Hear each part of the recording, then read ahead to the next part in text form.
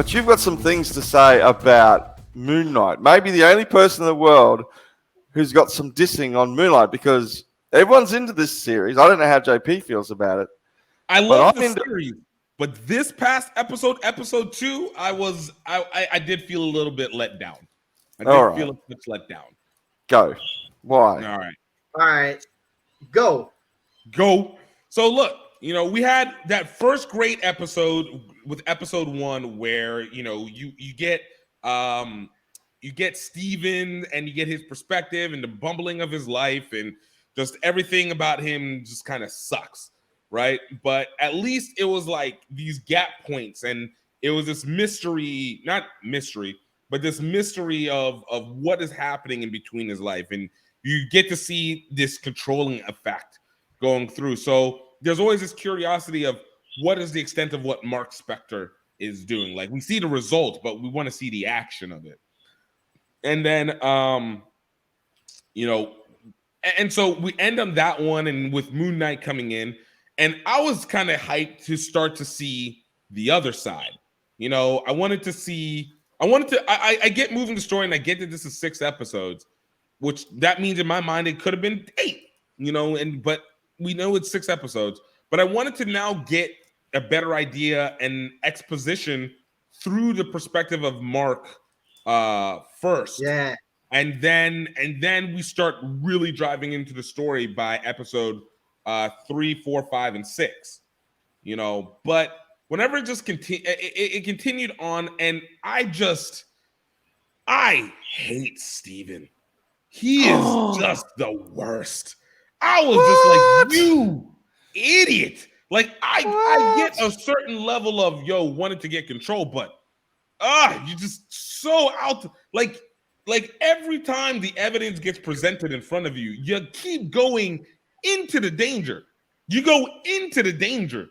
And so like he aggravates me to an extent that it now makes it. Now I'm just like, one, I need Mark Spector to just like dissolve that persona in some way, shape, or form. Just make him not exist anymore. Because I refuse to hopefully believe that Steven is the original host and Mark Spector is the disassociative personality. Mark's the avatar that's in there. So yeah, no, it was starting to, his bumbling was starting to aggravate me to a point where I was just like, I can't deal with, like, I get a little bit of bumbling. I get it. I get to a point where at some point common sense is going to kick in and be like, this is actually real danger. Make me go and take care of stuff as opposed to being saved. But no, it's just one, just keep, hey, there's a bunch of spikes in front of you. I'm gonna keep walking into it. There's smashing bricks that are going to kill you. Nope, you're not gonna stop. You're gonna keep walking into it. All right, cool. There's a swinging size going through that will slice you. No, you're gonna still keep walking into it, even though everything tells you to go the other way. And you don't even have to do this. You don't have to do this to move the story. It was just, Okay. it was too much. What do you think, JP? Yeah, after the really great first episode, it kind of bummed me out that we didn't get to see. Like, remember I was saying, I'm hoping to see Mark Spector's perspective, like in those gaps. Remember, like, okay, Steven blacks out. I'm hoping that, like, especially when he's doing the act, like killing the cult members and stuff like that, or when Steven's asleep. So I was kind of hoping we could see stuff from Mark's point of view, actually, before, like what Giff said, before we moved on to the rest of the story. So we know we know the backstory of Mark, what goes on, but I disagree with Giff on one point. I think Mark Spector is the real person. Yeah, I'm hoping. I think Steven is like one of the split personalities that's made up, because I really think, like, with the conversations on the phone with his mom, I think that's all make believe. like, because we see him talking to this mind, right? And he's just rambling on, and Yeah. he's not getting a response. I think a lot of Steven's life and conversations are actually just figments of his imagination. Yeah.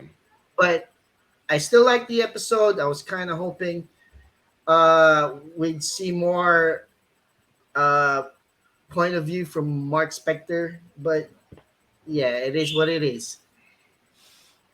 Yeah, I'm not on the same page as you guys. Because it dawned on me. So okay, I particularly when he was in that room, with when he found all that gear, he found the passport. That's when I thought the transition was going to take place, and I was like, you guys, I expected it. But then he hangs in there, right? He refuses to give up, right? Stephen refuses to give up, and he doesn't give up with the girl. He doesn't give up at lots of points. He just hangs in there and refuses. He really believes that this is his body and this is his life, right?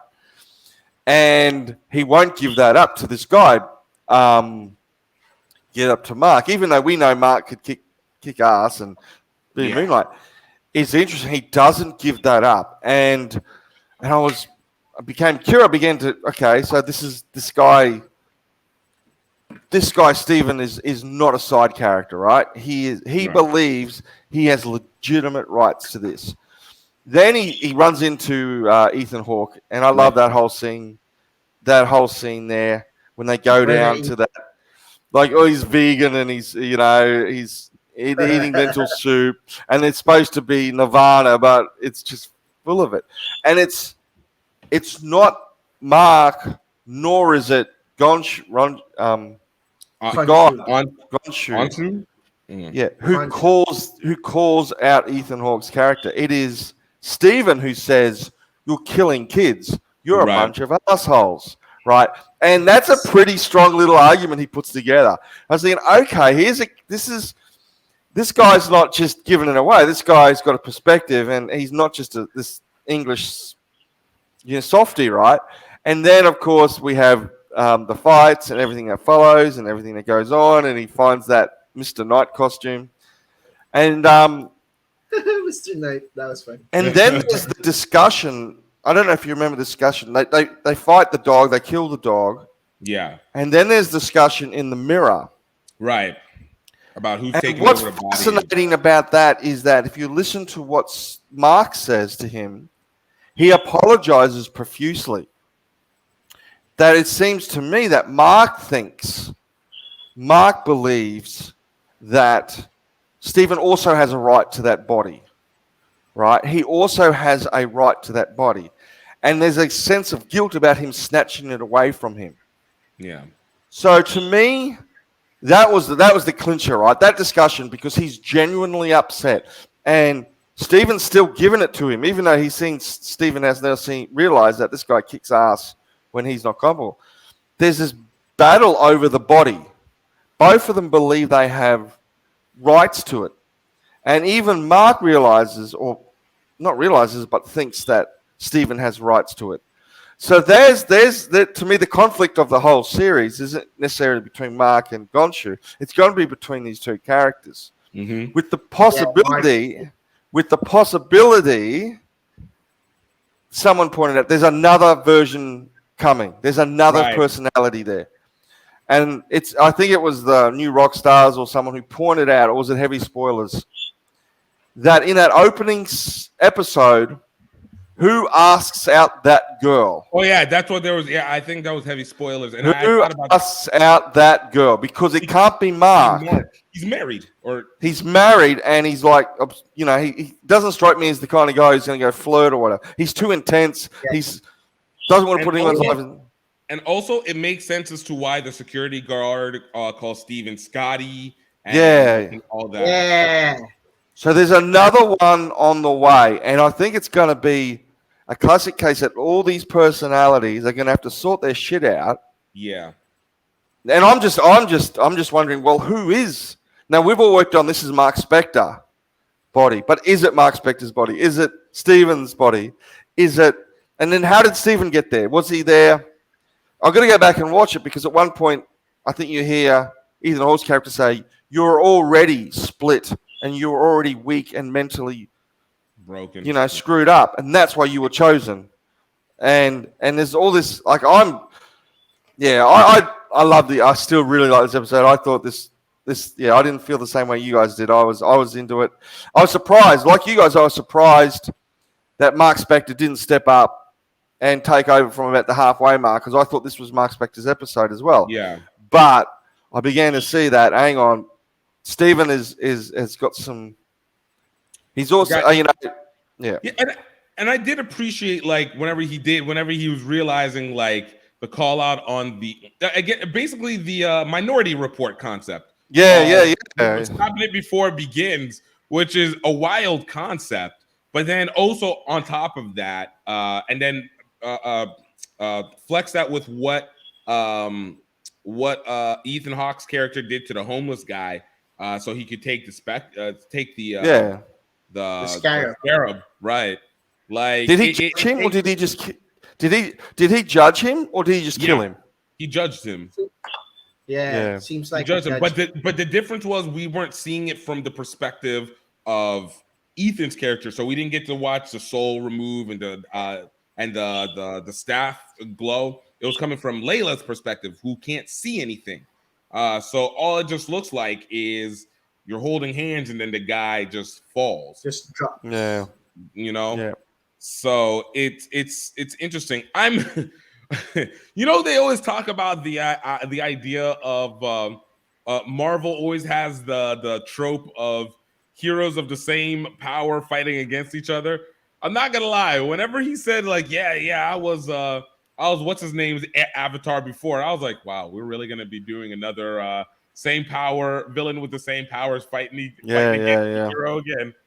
Like, I think Ethan Hawke's character is.